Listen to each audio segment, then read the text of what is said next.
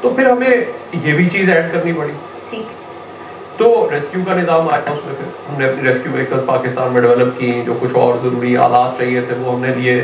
تو یہ اپنی نیڈ بیسس کے اوپر ہم ایک چینج میں پوری ایک کٹ بنانے کی کوشش کی انوالو تھے کہ عوام کو یہ سہولت مل جائے کہ وہ ایک نمبر ڈائل کریں 1122 اور ان کو فوراً سروسز اویلیبل ہو. ان کو نہ یہ سوچنا پڑے یار مجھے یہ ایمرجنسی ہو گئی ہے, اب میں فلانی جگہ ڈائل کروں, اب میں فلانی جگہ ڈائل کروں, پتہ چلے اتنی دیر میں اس بندے فلاں رشتہ دار کو بلائیں, فلاں کو لیں, کہ گاڑی لے آؤ, کوئی کسی کو کہیں کہ دکھ کی بات.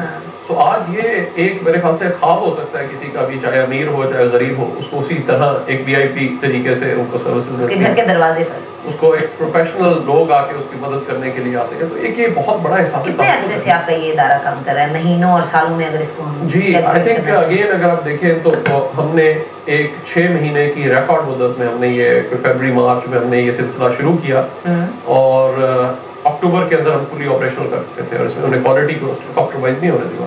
پہلی بار ہمیں ایمرجنسی پیرامیڈکس کی ٹریننگ شروع کرنی پڑی پاکستان کے اندر. ایک بہت بڑا چیلنج تھا, ہمیں سمجھ نہیں آتا تھا. ہم بندے موجودہ جا کے بندوں کو ہم نے سوچا ہم لے کے لے, لیکن وہ ہمیں جو ہم چیز جو شروع کرنا چاہتے تھے جس طرح دنیا کے اندر ہے وہ نہیں مل رہی تھی. تو ہمیں الٹیمیٹلی اپنے نیا سٹاف ریکروٹ کرنا پڑا. اچھا, اس کے لیے نیا ایک ٹریننگ کا نظام اسٹیبلش کرنا پڑا. اس کے لیے بکس, کریکولم, مٹیریلز ڈیولپ کیے ہم نے کہ ایک ایمرجنسی پیرامیڈکس کا ایک نیا سسٹم شروع ہو سکے. ٹریننگ دینے کے لیے سٹاف کی آپ کو ضرورت تھی پھر؟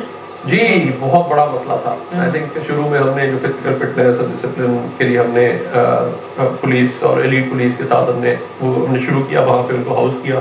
ان دنوں لکیلی گرمیوں کی چھٹیاں تھیں اور وہاں پہ ہم نے اکیڈمی وہ ان کی خالی تھی, اس وقت ہم نے وہاں پہ وہ لے کے ان کا پریمس. اچھا, تو ان کی جو تھیوریٹیکل اور پریکٹیکل ٹریننگ تھی وہ میں نے خود کرائی پہلے. اچھا, تو مجھے یاد ہے کہ صبح گرمیوں کے دن تھے, جون جولائی, اور اس میں صبح جانا, پہلے لیکچر دینا ان کو, پھر تھیوری پڑھانا, پھر ان کی پریکٹیکل ڈرلز کو وہ کروانا, اور پھر وہاں کے اسٹاف نے جس طرح ان کی فزیکل فٹنس اور باقی ڈسپلن اور ساری چیزوں کو وہ ساتھ انشور کرایا. سو ایک مل کے جس طرح سے ہم نے پہلے بیچ کو شروع کیا, تو وہ بیچ ہم